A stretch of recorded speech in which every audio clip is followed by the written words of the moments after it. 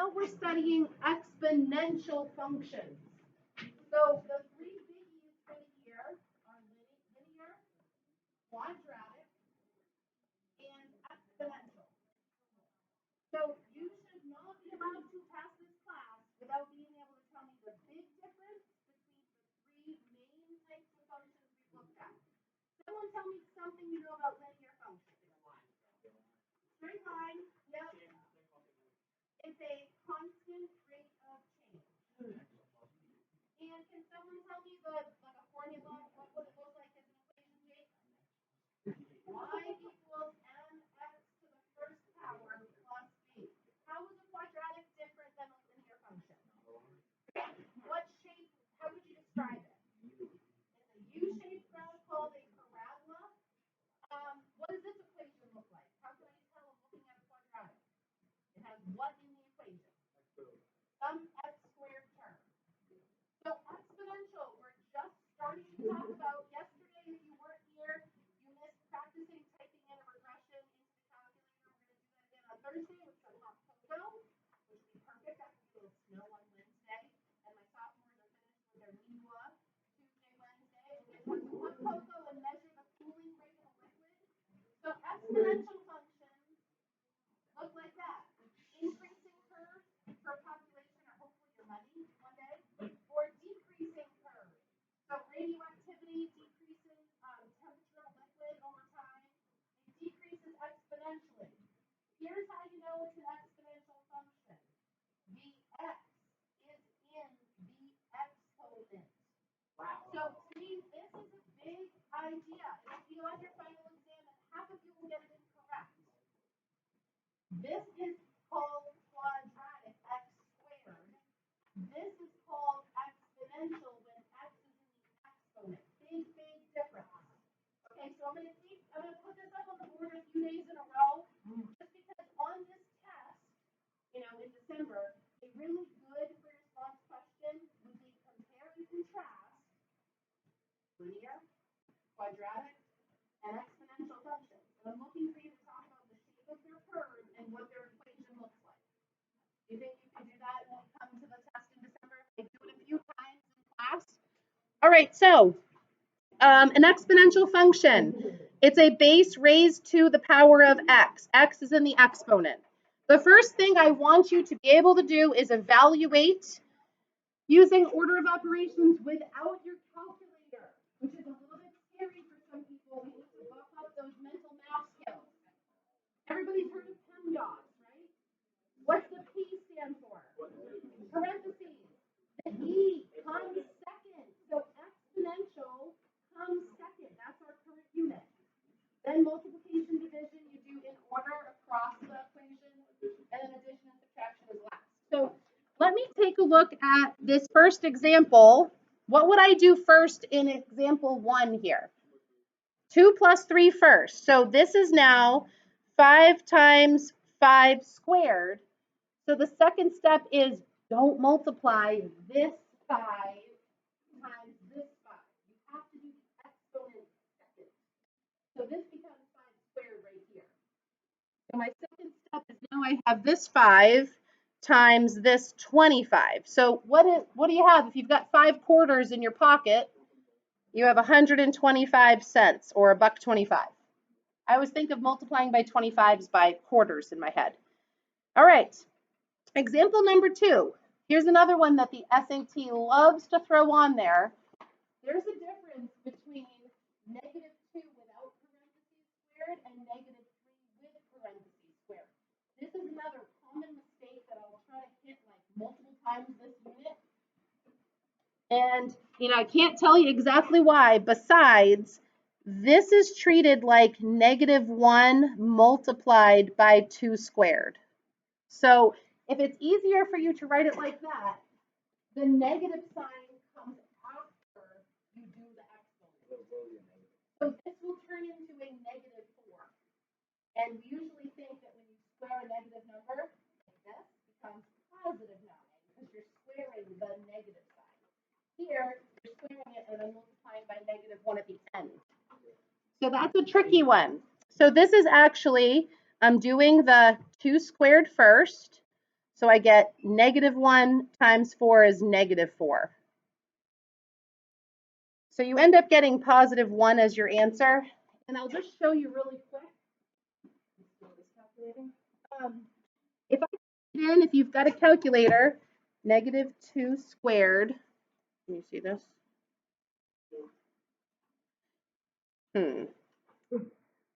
Okay, -2 squared plus 5 is 1. Oops. If I put the -2 in parentheses, I'm actually going to get a different answer because it's going to tell me this is 4 plus 5 is 9. So it does make a big difference if you put it in parentheses or not. So you'll look at the problem to see if it's in parentheses or not. So I'm just going to skip to the one right below it. This -3 is in parentheses. So that gets to be +9. And then I'm going to subtract, what is 2 times 3? So then 9 minus 6 is +3. You're going to do some practice of this today with like your mental math skills and check it with a calculator. And then I'm skipping over back to this number. Why don't you try example 3? You're going to do your parenthesis, figure out what's in your other parenthesis, do your exponent, then multiply. So 4 steps. Do each of your parentheses, square one of them, then multiply. See if you can get the right answer, and then we'll check it in just a second. So this is step 1 of just, can you evaluate exponential functions using your order of operations? So I'm going to rewrite that this is really the number +1. This is really the number 4 squared, right? And 4 squared is 16. And then 16 times 1 is still 16. So we got that one okay? All right, part 2 is the same as part 1, except the function is written in function notation. We still seem to be confused a little bit about where to plug the number in. This just says y equals. So you don't plug anything in on the left. It's just to help you realize that, oh, I'm looking at the f function. Oh, this is the f function. Because in science, you might have a function for velocity. So they might call that v of x. You might have a second equation for acceleration, a of x. You might have a third equation that's about gravity. So if they ask you a of 7, it's just telling you which function to use. So it allows them to name functions. Wouldn't it be confusing if this one said y equals, this one said y equals, and this one said y equals? How would you know which one to use? You'd have to write out, use the equation that says y equals 4x plus 7. It's a lot easier to just say, do a of 7. So function notation is not meant to be confusing, but we need to practice it so that we know how to use it. So f of 0. So I'm going to plug 0 in for x. So I get 2 to the first power minus 3. So this is just 2, and then minus 3 would be -1 altogether. Okay, you try f of 3. Plug it in and see what you get. Do you guys know what 2 to the 4th power is? You might not know what that means. It's actually not 8. So 2 to the 4th is 2 times 2 times 2 times 2. So 2 times 2 is 4, times 2 is 8, times 2 is actually 16, minus 3 is how much? 16 minus 3? Because didn't I take 3 and added 1? See how it was x plus 1 in the exponent? Right? Did I do it right? 2 to the 4th is what this would be, minus 3, and I was just showing you what 2 to the 4th was. So the answer would be 13. All right, the last one I wanted to show you was how to type this into a calculator using the upside down caret symbol. I think you know how to do exponents on a calculator, but if you could type that into your y equals menu and make the function show up in your table.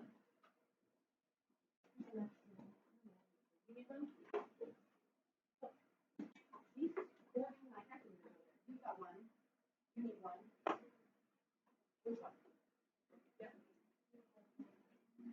Okay. You got one. You got one. So 2 shy over there. Anyone else have one in their bin to roll out? Hold on, might have one more guy. Hang on 1 second.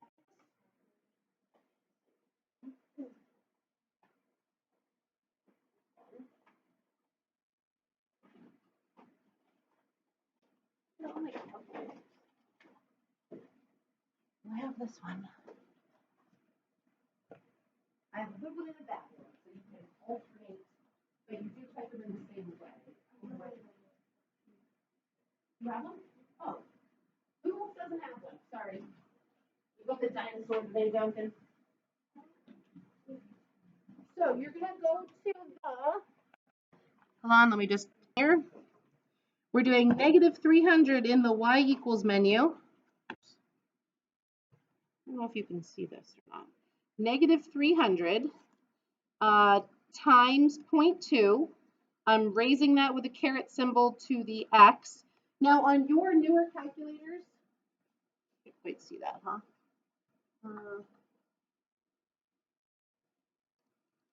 That's as light as I can go. So on your calculators, you're going to be stuck up in the exponent and you're going to have to arrow over before you type the rest of the equation.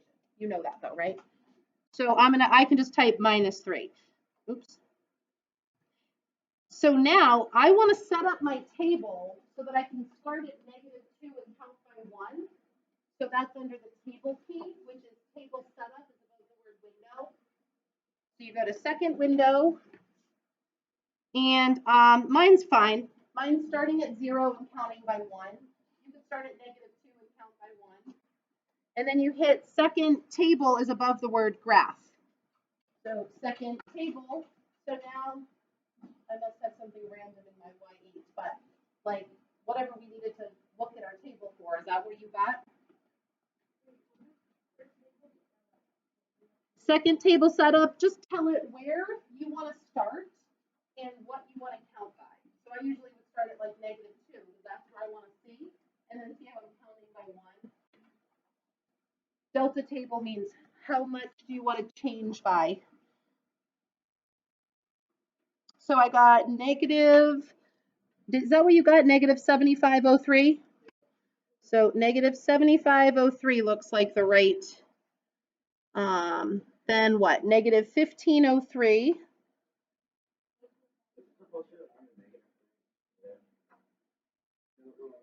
-3 and just stay there.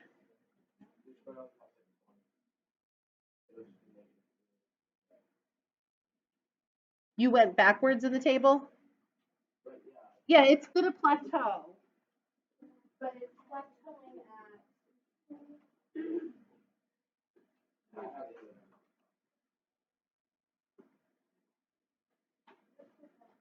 It's just because it's a.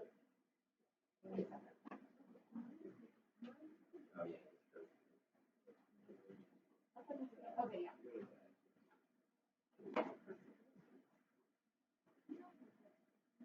Yeah, it's approaching an asymptote, so it really isn't at -3, it's at like -3. Did you figure it out? Okay. Oh, yeah, you know what? That plot first, yeah. Oh, and get rid of whatever. Okay, so now it's it probably is this negative symbol, I bet you type this one, and you want to type that one, and yeah, so now that's the second table. Because it thinks you want to subtract the number. I wish that they just let it go either way. Hello, how are you, sir? I'm ready for today. Good. So, just check in, making sure that you have all of the information. I think I'm going to be successful. I'm holding my freshman show charge Chromebook. I guess they are going to know whatever their login is. They don't need to prove information. It's in that cheat sheet, right? The cheat sheet has a whole student piece. Yeah. At the bottom of their Chromebook, they have a little thing that says employee. Yeah. Once they go in and you start to administrate it, it will be username and password. But they know what it is. No, but you're going to see it, and then you're going to put it up on the board. You just follow it. Okay, yeah, okay. Because I was like, what do they have to do? No, not their ID. It's just a testing session code. It's just like a computer or any other. Yep, and if they're not present, That is correct. They're not here. They just deselect them and then. Great. And if there are kids that are on your list that shouldn't be, just don't select them. Yeah. And we'll be all set. Okay. And then is someone going to come around and kind of troubleshoot the That's kind of why I'm here. Yeah. I'm also, so yes, Yeah. yes. But the question is, I can't be in multiple Yeah. places at Yeah. once. We'll shoot. So I'm curious. I don't want to hijack your class. No, that's fine. But Everybody know Mr. Coleman. You guys know how to use the table, right? I got to go back to my table. Negative 303, negative 63, and negative 3, right? You need to get a decimal that is between the number 1 and 10, then multiply it by a factor of 10. So how many factors of 10? So for example, this is the distance that we are from us to the sun, 93 million miles. Can we express that in scientific notation? So if I go all the way back to the beginning, do I want to use the number 93? I want to use 9.3 so that I fall between 1 and 10. So I'm going to write down my answer, 9.3. But that's not equivalent to 93 million. So I need to tell someone how many factors of 10 should I multiply by? And I do it by, putting my pencil tip by where the decimal would be and sliding it how many places to the right. So I actually count in my head 1, 2, 3, 4, 5, 6, 7, and I know it's 10 to the 7th. So try to use your pencil and think about how many sideways, what would you call that? Like moving it to the right. So that was the first one. What number should I use for number 2? 3.23, because that's between 1 and 10. How many spaces to the right do I have to slide my pencil? 1, 2, 3, 4, 5, 6, 7, 8 this time. You start where the decimal point is and slide your finger. So times 10 to the 8. All right, tricky one. These are very big numbers, but this is a very small number, the diameter of an atom. So we're going to use negative exponents to slide to the left because it's going to get smaller and smaller. So if I use 2.7 and I put my decimal point here, how many spaces to the left do I have to go? 1, 2, 3, 4, 5, 6, 7. It looks like 8 to get to where the decimal point is. So times 10 to the negative 8 makes it a really, really tiny number. 2.7 times 10 to the negative 8.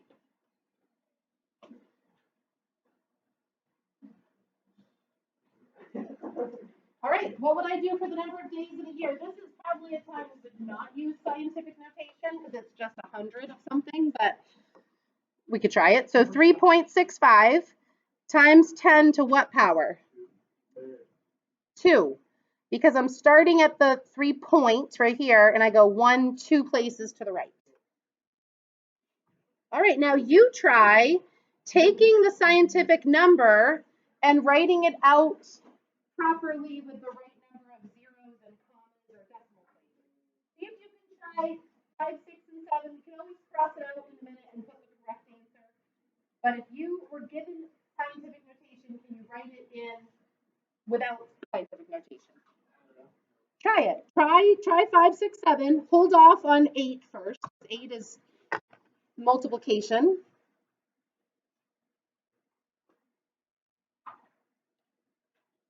Does this feel familiar? Have some of you done this before in science? Like,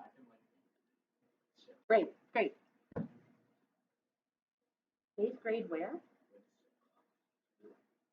Frankel? Is that Frankel? Oh. Some of you have seen this before in science, I hope. And this is like milliliters to liters, moving the 10, moving the decimal places. Let's make sure we got the first one right. I think about 3, 6, and how many zeros I have to go to the right. If there is a 6, I actually need 5 zeros because the very first swipe only gets me past the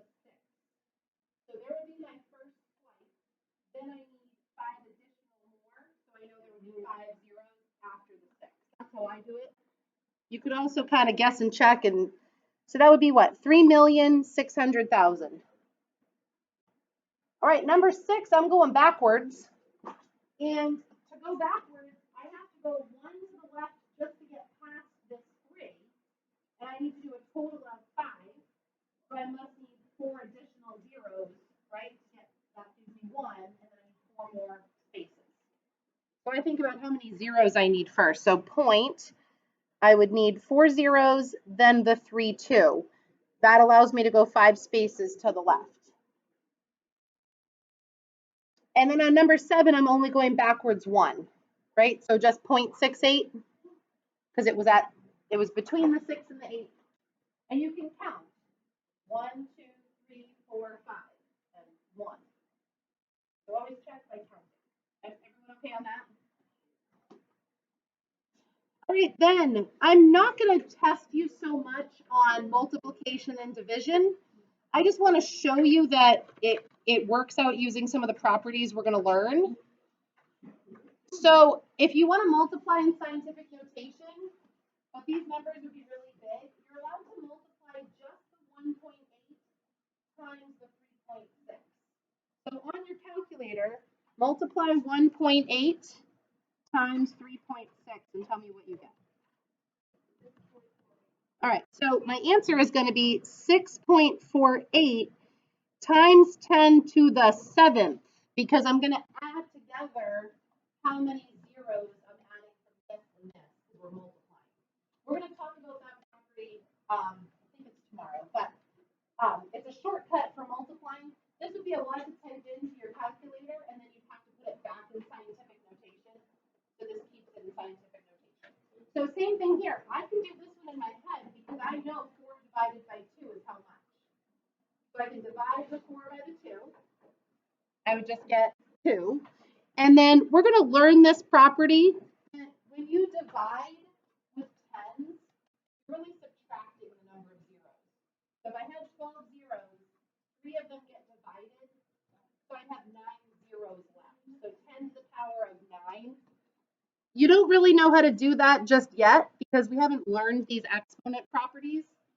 But I'm just showing you kind of the shortcut for scientific notation. Here, 6 divided by 2 is 3. Okay, this one's tricky. See over here, I did 12 minus 3 and got 9. I'm going to take negative 6 and subtract negative 8. What happens when you subtract a negative number? It actually becomes positive, a little tricky. So negative 6 minus negative 8 is actually positive 2. We're going to see how negative exponents work as well, but not today. So you should be able to evaluate and do scientific notation with exponents. I feel like that review took longer than I anticipated, but I'd like you to turn to page 403 and see which ones you can get done like with a partner. And this might be what we get done today. We might have time to move on to the table of powers if you get there. So turn to 403 and see which ones you can evaluate.